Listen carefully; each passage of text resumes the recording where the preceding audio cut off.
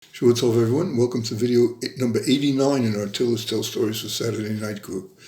I adopted this story from the rendition in the Treasury of Hasidic Tales. It's translated by Seer of Lublin from Sipuri Hasidim by Rabbi S.Y. Zevin.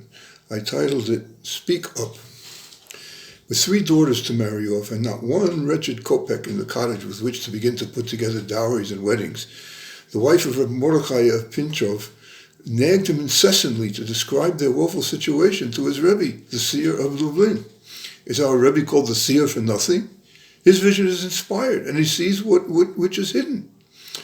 Rabbi Yaakov Yitzhak Horovitz was known as the Choza of Lublin, the Seer of Lublin.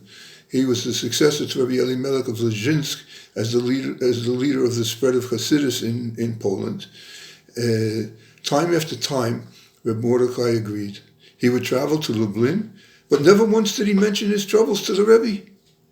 Because on arriving there, he followed the seer intensely, grew spiritually, and experienced what he felt was a taste of the world to come.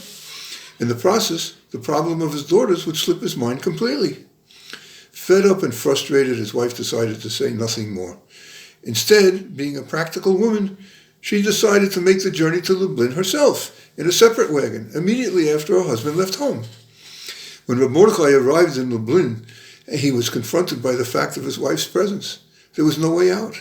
So finally he told the Rebbe about the state of affairs at home. Why did you never mention this until now? Asked the seer. Rebbe, answered the chassid, I assumed that my situation would be known to you through Ruach HaKodesh, through the Holy Spirit that rests upon you. The seer smiled and interjected, Nevertheless, you violated what is written in the Torah. The chassid shuddered. What violation did he transgress? The seer explained.